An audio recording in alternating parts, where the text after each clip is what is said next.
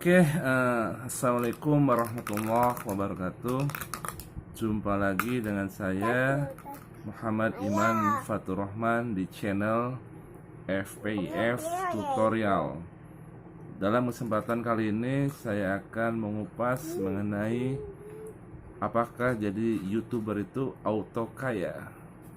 Nah, jawabannya kita simak di video ini. Jadi seorang YouTuber itu tidak auto kaya.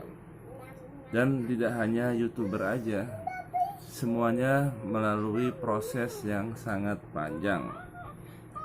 Walaupun Anda berprofesi sebagai seorang pedagang juga, tetap kalian harus berproses dari mulai promosi, pengenalan produk, sampai mencari pelanggan. Dan lalu setelah mapan juga belum tentu si pelanggan itu akan loyal dengan kita. Jadi di sini pasti melalui siklus. Kita pernah belajar di teori pemasaran mengenai produk life cycle. Di sana sudah jelas ketika suatu produk itu dimulai dari introduction. Jadi pengenalan dulu produk tersebut, lalu setelah introduction baru mengalami suatu perkembangan melalui maturity. Setelah dari maturity ada perkembangan, lalu terus berkembang, growth. Dan kalau kita tidak meloncat seperti kata Renald Kasali dalam bukunya Change Management, maka produk tersebut akan decline alias punah atau gulung tikar. Nah, demikian juga sebagai seorang YouTuber dan profesi YouTube ini tidak selamanya selalu ada di atas angin, selalu di puncak. Ketika kita berproses membuat konten, nah di sana ada suatu perencanaan dulu. Kita mau membidik segmen yang mana, konten apa yang kita akan buat. Dan di sana juga kita berpikir keras. Tidak ketika kita upload satu video, lalu kita viral dan kita mendapatkan jutaan subscriber dan viewsnya naik. Tidak bisa seperti itu. Semuanya berproses. Jadi yang paling penting di sini, jangan berharap jadi YouTuber auto kaya. Tapi di sini adalah nikmati proses tersebut, jadikan suatu hobi sehingga tidak terasa menjadi beban kalian. Kalian upload setiap hari, upload.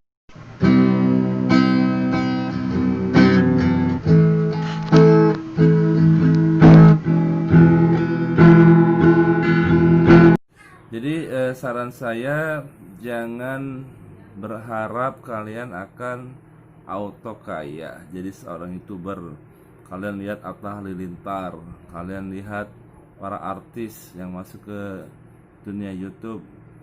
Mereka karena punya dasarnya, yaitu jadi seorang selebritis yang udah punya nama.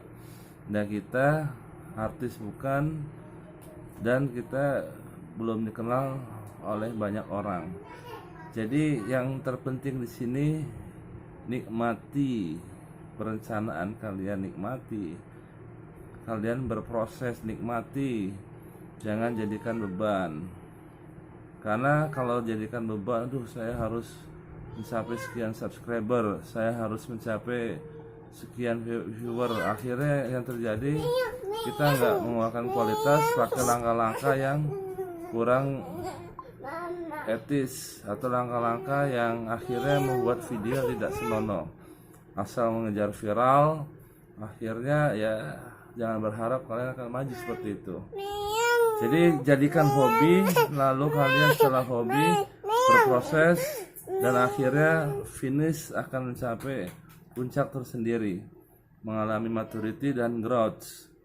Dan ketika dalam suatu titik jenuh pasti mengalami hal ini, maka kalian harus mencari alternatif terbaik atau kreasi-kreasi baru atau kalian punya ide-ide baru yang cemerlang. Jadi untuk menghindari kejenuhan kalian, karena mungkin ketika dalam waktu 1 tahun kalian masih semangat, begitu kalian berproses setelah 6 tahun ternyata tidak ada perubahan, tidak ada perkembangan, maka kalian jangan putus asa di situ. Karena siapa tahu setelah 6 tahun kemudian kalian akan mengalami hal yang menarik, hal yang indah. Jadi di sini saya berharap kalian jangan berharap auto kaya jadi seorang YouTuber, tapi nikmati prosesnya, dan ketika proses itu sudah optimal, maka Allah akan ganti hasilnya. Itu yang saran saya.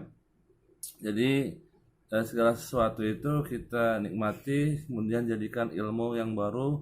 Semakin banyak ilmu, kita akan profesional, dan dengan profesional kita maka kita akan dikenal, dan akhirnya orang rame-rame akan membutuhkan kita. Jadi jangan sampai kita hanya sekedar upload selesai, nggak membuat ide apa nih hari ini, ide apa nih kemudian hari, terus kita otaknya berputar di sana. Oke, itu aja. Jadi jangan putus asa, jangan terlalu banyak bermimpi, nikmati prosesnya, maka insya Allah proses tersebut dengan optimal, maka hasil tidak akan mengkhianati, insya Allah. Itu aja dari saya, semoga bermanfaat. Assalamualaikum warahmatullahi wabarakatuh.